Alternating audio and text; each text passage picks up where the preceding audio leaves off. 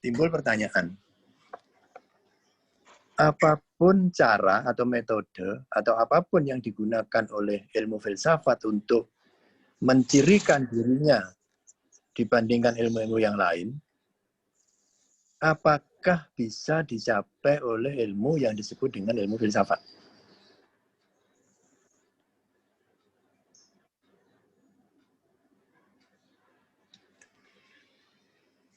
Kalau ada pertanyaan seperti itu, dan itu sangat logis, maka jawaban ilmu filsafat adalah itu tidak penting bagi ilmu filsafat. Kenapa tidak penting?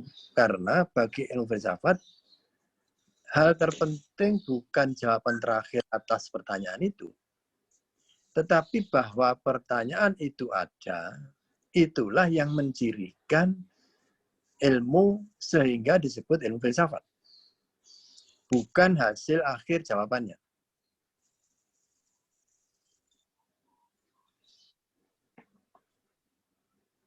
Contoh yang mudah dibayangkan. Kapas atau dalam bahasa Jawa kapuk yang dibalut kain untuk bantal, sebutlah beratnya 2 kg. Itu kalau dilempar di air tenggelam apa mengapung, Bu Tias? Mengapung, Prof. Mengapung. Kenapa mengapung? Karena masanya lebih ringan dari air. Gitu ya. Karena BD kapuk lebih ringan daripada BD air. BD itu bahasa Indonesia zaman dulu. BD berat jenis ya. Bukan BJ, kalau sekarang namanya BJ ya, berat jenis. Tapi ketika saya SD namanya BD. SD, SMP namanya BD, berat jenis. Karena BJ-nya air lebih berat daripada BJ-nya kapas. Oke, sekarang kalau emas 1 gram dibungkus kain, dilempar ke air, tenggelam apa mengapung, Pak Wicaksono? Tenggelam, Prof. Kenapa tenggelam? Karena masanya padat, Prof. Lebih berat, Prof. Jangan bilang padat ya. Kalau padat, kapas dipadatkan tetap mengapung. Ya. Karena BD air lebih ringan daripada BD-nya emas. Emas. Ya. Emas, oke. Jawaban ilmu cukup seperti itu.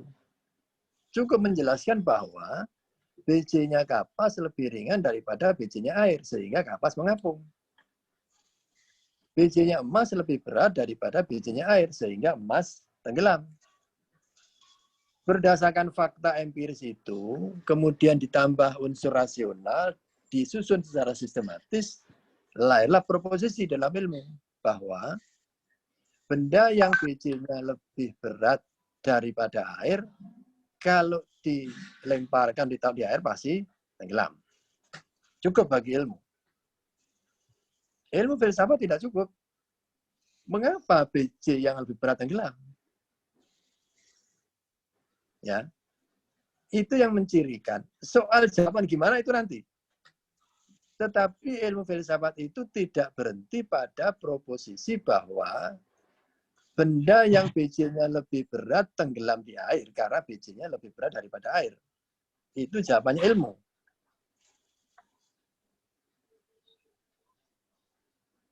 Ilmu filsafat tanya lagi, kenapa kalau BJ-nya lebih berat kok tenggelam? Kan begitu. Kenapa kerbau yang warnanya hitam lebih tahan, lebih tidak tahan terhadap sinar matahari panas kalau digunakan untuk mengolah sawah atau kebun?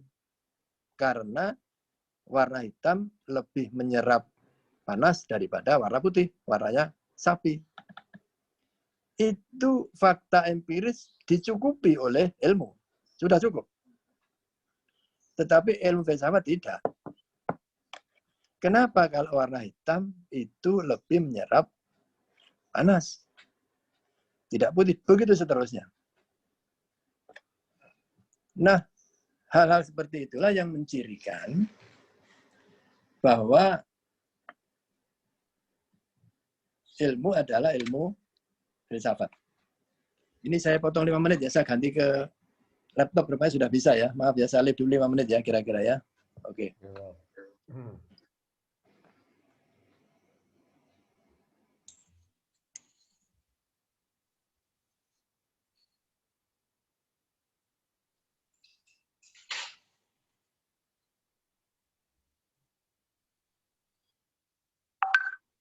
Iya, filsafat hukum ini logikanya memang harus benar-benar jalan. Tidak bisa mandek di tempat.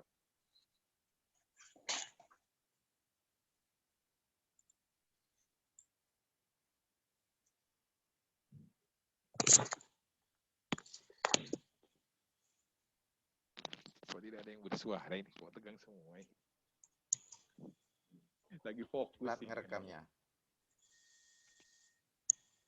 Saya pause rekamnya. Pak Imam nanti yang rekam ya, Pak. Dari S2 atau filsafat hukum di S3. Jangan gini, bikin garis, potong 2, filsafat hukum, ilmu hukum, isi, wadah, ini substansial, empiris. Nah, muridnya tetap tidak ngerti, ya dijelaskan sampai dengan seperti yang saya jelaskan ini. Sampai masa paham bahwa itulah ciri pembeda ilmu filsafat dibanding ilmu yang lain. Nah, analognya itulah pembeda antara ilmu hukum dan ilmu filsafat hukum. Setelah semua paham, untuk dirinya sendiri silakan bikin diagram. Filsafat hukum, ilmu hukum, silakan aja. Itu untuk diri sendiri. Kalau diajari seperti itu ya tetap tidak ngerti nanti. Keluar dari mata kuliah filsafat hukum, tetap opo iki mang nggak tahu, ya. Oke. Sekarang saya berikan contoh, ya. Saya berikan contoh.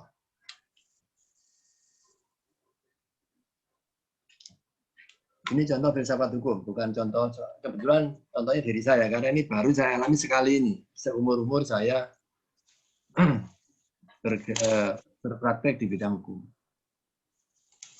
Kira-kira 3 minggu yang lalu, 2 atau 3 minggu yang lalu, ada advokat sangat saya kenal, dari Surabaya, minta saya memberikan keterangan sebagai ahli dalam perkara yang dihadapi. Tidak menyebutkan nomor perkara, cuma bercerita tentang substansinya. Gini. Oh siap. Kira-kira seminggu yang lalu ada advokat yang saya tidak kenal, katanya mendapat nomor dari temannya, minta saya menjadi ahli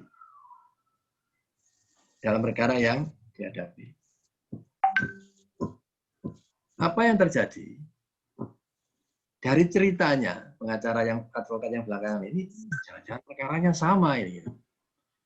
Nah ternyata 2 advokat itu dalam satu perkara, nomor X sekian di PN Surabaya. Ya. Jadi penggugat yang minta saya menjadi ahli, tergugat yang minta saya menjadi ahli dalam perkara yang sama.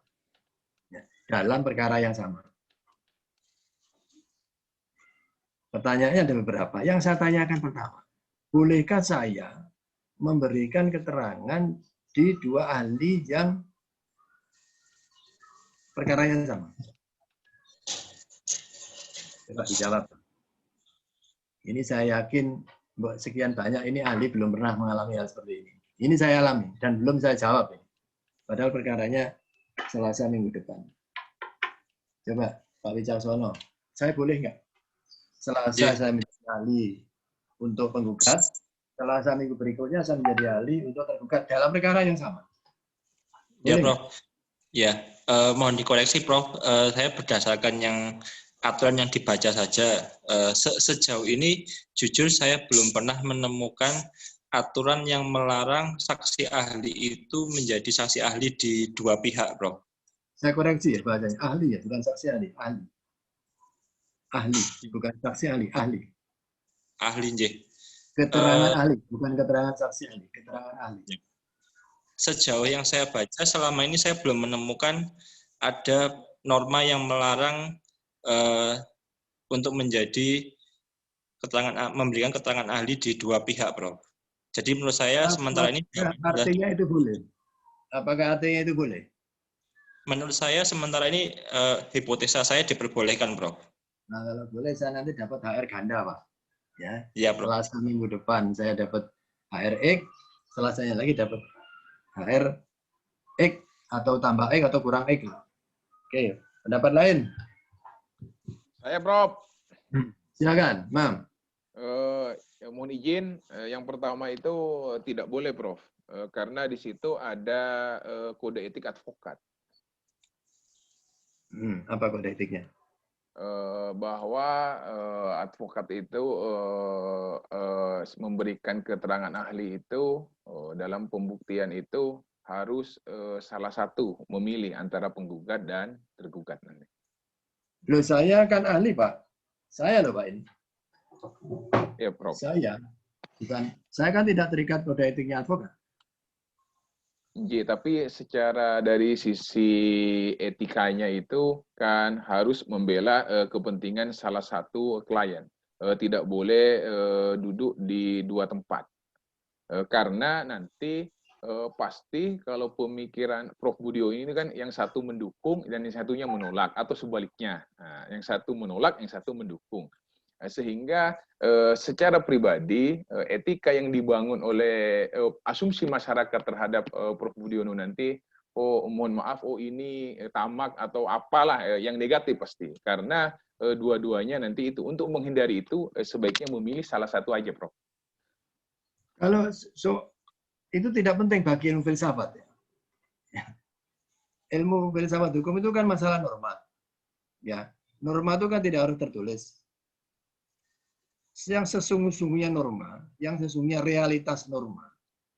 Dalam keadaan seperti itu, ahli boleh apa tidak memberikan keterangan sebagai ahli, baik diajukan oleh P maupun T dalam perkara yang sama. Izin, Prof. Boleh, Prof. Izin, Prof. Silakan. Saya kebetulan juga seorang advokat, Prof. Ya. Memang sejauh pengalaman yang ada, belum pernah ada ahli, bukan keterangan, tapi saya koreksi, pendapat ahli memberikan pendapat di muka persidangan itu untuk satu orang yang sama pada dihadirkan oleh dua pihak yang prinsipal yang berbeda. Nah, pertanyaannya, ahli itu kan tidak berpihak, dia netral berdasarkan ilmu pengetahuan yang dimiliki, dia dianggap mampu menguraikan suatu perkara yang dihadapi dalam persidangan itu. Namun pertanyaannya, apakah seorang ahli bisa dihadirkan untuk kedua kalinya dalam persidangan? Jawaban saya, bisa saja. Jadi sepanjang memang ahli itu kan tidak berpihak, walaupun dihadirkan oleh penggugat, dia tidak serta-merta langsung berpihak kepada penggugat. Ini kan pemahaman saya bahwa ahli itu berpendapat atas dasar ilmu pengetahuannya. Jadi dihadirkan siapapun, menurut saya tidak masalah, Bro. Menurut saya. Makasih, Bro. Baik, ya sudah mengerucut ya. Jadi ahli itu walaupun diajukan oleh penggugat, tidak benar kalau dikatakan ahli membela penggugat. Juga tidak benar walaupun ahli diajukan oleh tergugat, terus ahli membela tergugat, walaupun, ini lewat perhatian baik-baik, walaupun, kan itu masih lewat konsultasi dulu, Pak. Konsultasi macamnya beberapa kali.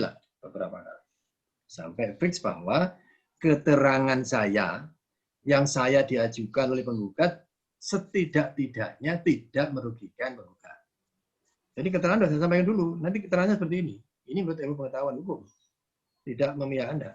Bahwa keterangan saya ini kebetulan menguntungkan Anda, tidak masalah. Tetapi saya tidak dalam rangka membela Anda yang mengajukan saya. Nah, itu fungsinya ahli-ahli itu kan menghasilkan doktrin. Doktrin itu kan menjadi salah satu sumber hukum. Soal hakim mengikuti pendapat ahli tidak, itu lain soal. Karena derajatnya doktrin tidak sama dengan sumber hukum yang lain. Jadi ada kemungkinan begini, ada kemungkinan ini berpikir filsafat, tidak berpikir bolo-boloan. Selasa tanggal 17 misalnya, saya diajukan oleh ahli, diajukan oleh pihak penggugat sebagai ahli. Oke. Tergugat merasa memerlukan saya juga untuk memperjelas yang menurut tergugat kejelasan itu akan menguntungkan dia. Ya silakan aja. Tetapi saya tidak dalam rangka membela penggugat di hari Selasa tanggal 11 dan membela tergugat di hari Selasa tanggal 18. Nah, ini cara berpikir filsafati bahwa di dalam praktek ada persoalan-persoalan. Pasti ini yang tadi dibilang siapa tadi serakah, mesti dibayar. Jadi jangan mengatakan nggak dibayar. Jangan mengatakan serakah. Dan ini nanti pasti saya putuskan satulah salah satu atau tidak dua-duanya. Tapi sesungguhnya ya sayang, Mam, kalau tidak dua-duanya. Ya, sayang sekali. Tapi mohon izin, Prof. Biasanya seorang penggugat menghadirkan ahli setelah menceritakan pengalaman perkara yang ditanganinya, pasti itu seorang advokat itu pasti meminta pendapat awal.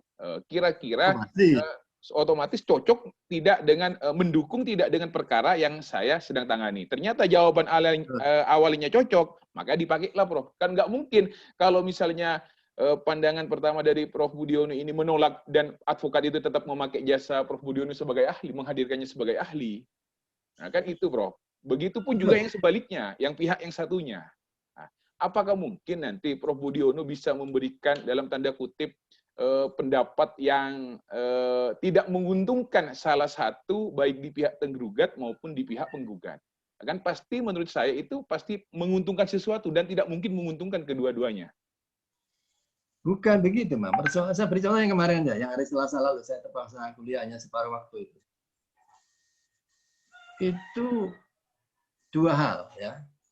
Yang pertama membatalkan hibah. Yang kedua alasan-alasan dibatalkannya hibah. Kalau PK-nya sah, ya, kalau PK-nya sah, PK itu perjanjian kawin. Kalau PK-nya sah, maka hibahnya betul. Ya. Kalau PK-nya tidak sah, maka hibahnya salah. Nah, ini terjadi tahun 90 sekian. PK perjanjian kawin itu tidak didaftarkan di kantor catatan sipil atau KUA, tetapi didaftarkan di Kepanitiaan Luar Negeri. Padahal undang-undang jelas mengatakan PK perjanjian kawin harus disahkan oleh pegawai pencatat nikah, baik kantor catatan sipil maupun KUA. Nah, ini dua perkara. Saya kemarin memberikan keterangan di mana unsur melawan hukumnya. Mungkin minggu depan saya diminta menerangkan bagaimana keabsahan PK dan kedudukan seseorang sebagai legitimaris dalam satu perkara legitimorsi. Jadi keterangan saya minggu ini berbeda dengan keterangan minggu depan. Di dua bidangnya berbeda. Minggu ini perjanjian dan segala akibatnya, termasuk spesialnya adalah hibah. Minggu depan saya menerangkan hukum waris, khususnya mengenai legitimorsi. Jadi dua berbeda keterangannya. Bukan saya menerangkan di dua hari yang berbeda, atas hal yang sama. Nah, bagaimana hukum yang merupakan hukum? Karena tugas akhir filsafat itu menemukan hukum sebagai hukum yang terbedakan dari fakta-fakta lain apapun yang disebut hukum. Coba Pak Ahmad ya dilewati ya. Ini kira saya soal ahli. Nah, ini contoh saja ya, contoh saja. Bagaimana kita berpikir filsafati. Ya, Pak Ahmad Faroh. Siap, Prof. Coba ditirukan tadi yang saya sampaikan 1 menit yang lalu tadi. Apa sesuatu yang mencirikan sebagai ilmu filsafat, khususnya ilmu filsafat hukum? Filsafat hukum itu seperti tadi yang dijelaskan, pertama berkaitan analogi atau contoh yang disampaikan oleh Prof. Rahmat berkaitan dengan kapas dan emas itu tadi yang ditenggelam, yang ditaruh di air. Halo, ya Prof.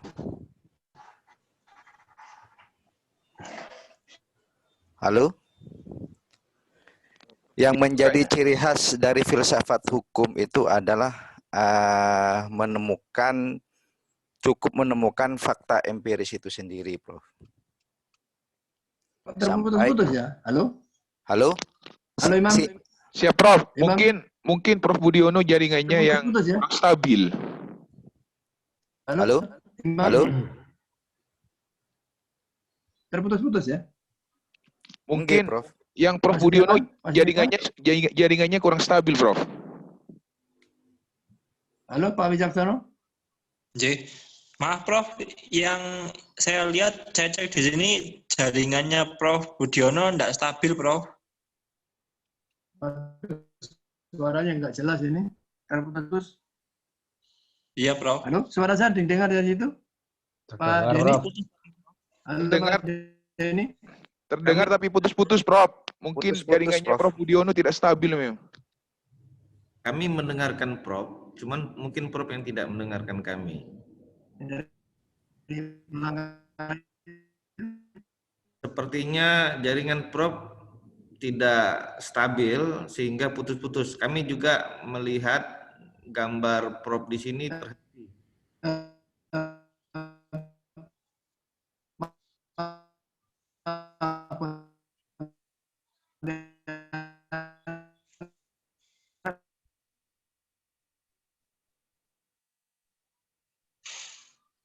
Mungkin videonya di off-kan aja, Matiin Prof. aja.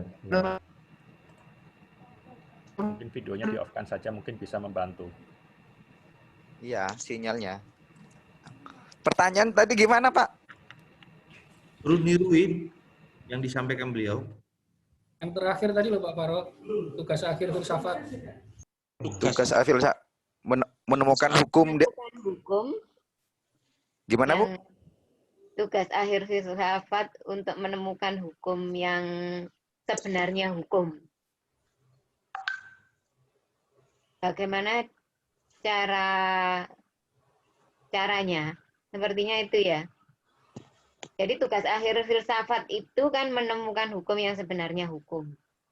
Nah, kemudian bagaimana cara filsafat untuk itu? Untuk menemukan hukum yang sebenarnya hukum itu.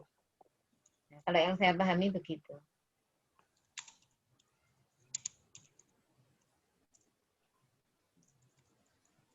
Kalau menurut pendapatnya Mas Irul gimana? Saya mau nanya ke suhu ini. Jadi yang terakhir tadi Prof itu ngendikan tugas akhir filsafat itu adalah menemukan hukum dalam bentuk hukum yang sebenarnya terlepas dari fakta-fakta hukum yang ada. Sehingga filsafat hukum itu bersifat preskriptif. Ini kalau yang preskriptif itu tambahan dari saya. Bersifat preskriptif itu yang seharusnya. Kalau deskriptif itu penjelasan dari fakta-fakta itu deskriptif. Nah, hukum itu preskriptif yang seharusnya. Prof Budiono sudah bergabung kembali. Silahkan, Prof. Halo? Masih belum stabil koneksinya Prof Budiono. Mungkin videonya di off-kan saja, Prof. Jadi pakai mikrofon audio saja. Mungkin jaringannya agak kurang baik.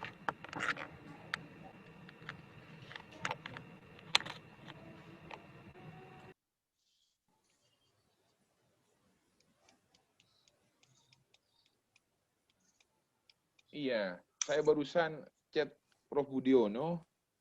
Oh, ya Imam, betul katanya. Saya tanya, jaringan internet Prof Budiono tidak stabil sehingga suaranya putus-putus. Trims Imam, betul katanya gitu. Jadi yang Prof Budiono memang belum stabil ini jaringan internetnya. Gangguan, istilahnya gangguan.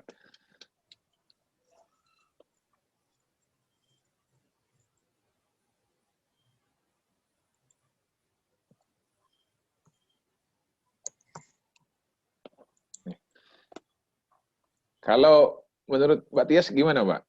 Yang barusan yang Prof Budiono itu.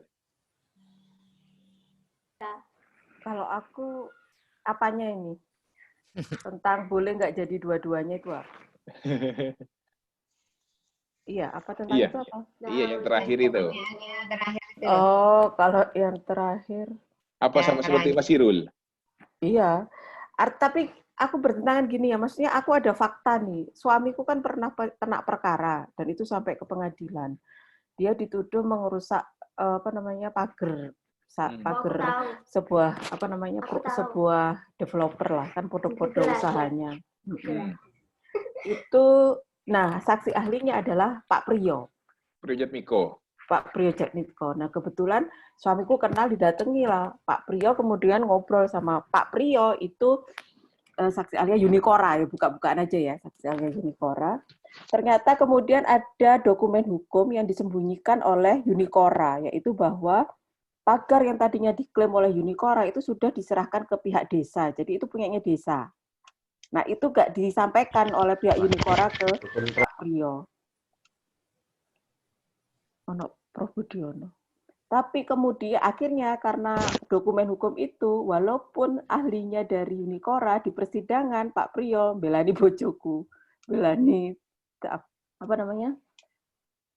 Iya, belani pihak lawan, istilahnya seperti itu. Iya, karena ada dokumen itu. Sehingga ahli itu benar tidak membela salah satu. Iya, tadi aku mau ngomong itu.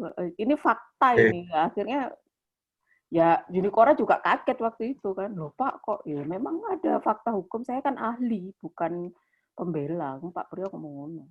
Iya, dan bukan juga karena Pak Priyo kenal suamiku, kan. Karena ke ilmu pengetahuan ya doktrinnya ya, tadi. Karena ada dokumen yang kemudian, oh ini Kak Ono iki, dan artinya aku bikin legal opinion-nya menyimpangi ini sebelumnya gitu. Prof Budiono sudah masuk. Prof, apakah bisa mendengar kami, Prof? Halo? Oke, Prof. Tampaknya masih lag ya.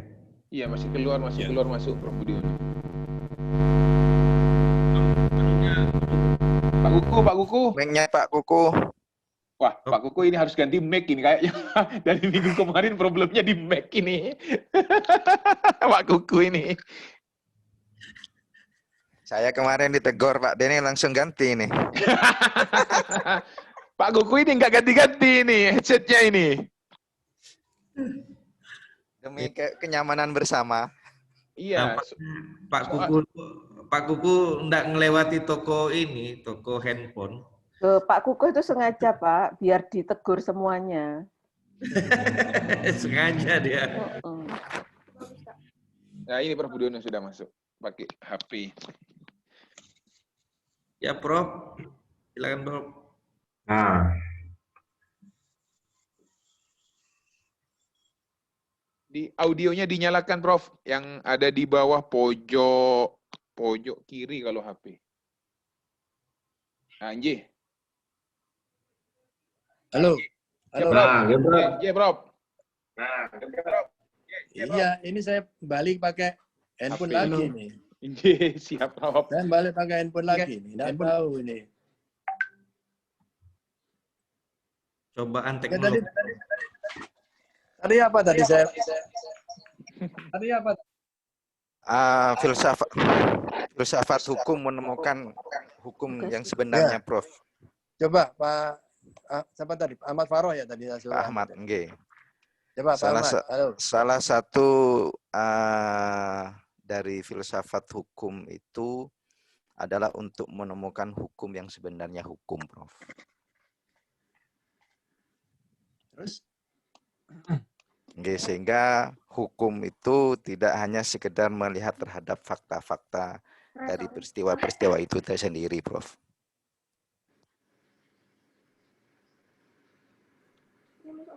Ya, saya kira boleh kan Ikhtias ditambahin siapa Faroh? Ya, tugasnya filsafat hukum itu yang menemukan filsafat dulu. Tugasnya filsafat dulu. Betul. Tugasnya filsafat itu yang menemukan kebenaran yang terjadi, Prof. Realitas yang sebenarnya. Realitas yang sebenarnya, ya. Tanpa memperhatikan apa pengaruh-pengaruh yang lain. Nah, yang tadi saya katakan itu. Apa yang dikatakan realitas sebenarnya itu? Bahwa sesuatu itu terbedakan dengan sesuatu lainnya. Sehingga kalau kita berbicara hukum, maka kita harus berbicara sesuatu yang disebut hukum yang terbedakan dari sesuatu yang lainnya. Misalnya, beda dengan moralitas. Moralitas itu mewajibkan, ya. Hukum mewajibkan, ya. Tetapi kewajiban moralitas itu tidak sama dengan kewajiban hukum. Contoh misalnya Bu Tias bertemu saya, Mat Rahmat, ya apa kabar Mat? Ini kan tidak salah kalau tinjauannya dari sisi hukum. Karena tidak ada yang mewajibkan, tidak ada hukum yang mewajibkan murid mengambil dosennya harus dengan cara gimana, tidak ada. Itu semata-mata kewajiban moralitas. Jadi sama-sama kewajiban, tetapi yang satu hukum, yang satu bukan hukum. Nah, tugasnya filsafat itu Mencari pembeda. Mencari realitas yang sebenarnya sehingga sesuatu terbedakan. Ini saya mengikuti bahasanya para filsuf. Terbedakan dari sesuatu yang lain yang bukan hukum. Walaupun mungkin ada anasir-anasir yang menyamakannya.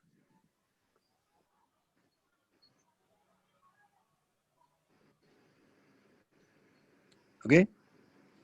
Ada yang mau menambahkan? Ada yang mau menambahkan? Izin Prof. Berarti Silakan, titik tekan dari filsafat hukum itu adalah norma itu sendiri. Sedangkan norma itu ada unwritten dan ada yang written. Berarti kalau misal kategori itu sebagai norma yang membedakan sebagai ciri pembeda, apakah norma agama, norma kesusilaan, norma kesopanan itu termasuk objek jangan ragu-ragu biar nggak jelek. Yang tadi saya katakan ketika menjelaskan kepada Bu Tias, mungkin saja ada kewajiban yang dibebankan oleh norma. Tetapi kewajiban yang dibebankan oleh norma-norma yang lain itu beda dengan kewajiban yang dibebankan oleh hukum.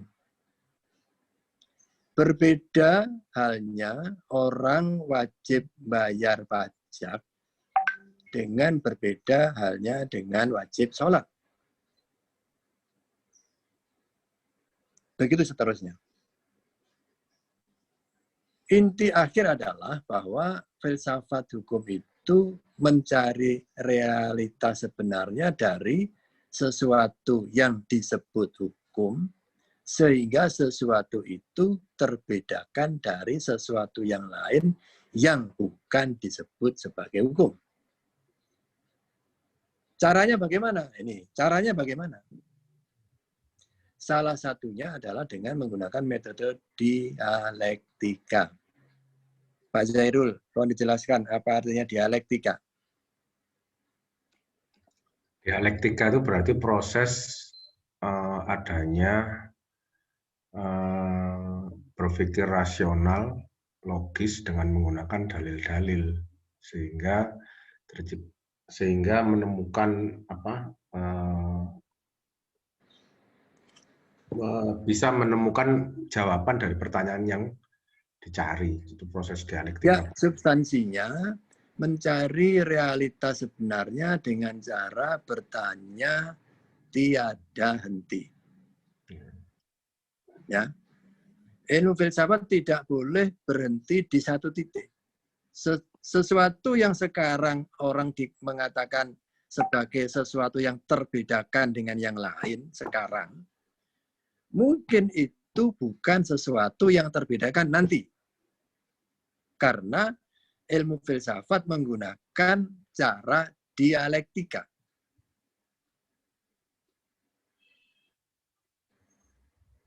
Tidak selalu berangkat dari fakta empiris, tidak selalu. Tetapi mungkin saja ilmu filsafat membangun berdasarkan argumentasi yang lebih baik. Contohnya sekarang ini, orang sedang ribut soal Undang-Undang Cipta Kerja. Ada yang membentuk aliansi, ada yang membentuk macam-macam. Untuk menolak macam-macam lah ya, macam-macam. Saya selalu katakan, saya sebagai ilmuwan tidak duduk dimanapun. Saya duduk atau bertempat tinggal sebagai ilmuwan. Kalau ada yang bertanya mengenai hal-hal yang bidang saya, yaitu bidang ketenagakerjaan dan hukum perdata, saya jawab. Tidak dalam posisi untuk bela-belaan. Itu bukan ciri khas seorang ilmuwan. Ya, ilmuwan bukan. Tidak sependapat ya silakan aja. Jelaskan ketidaksependapatan Anda berdasarkan ilmu. Tidak terus membentuk aliansi terus kita dukung. Ya, itu bukan ciri khas seorang ilmuwan menurut pandangan saya. Ya. Kita jelaskan.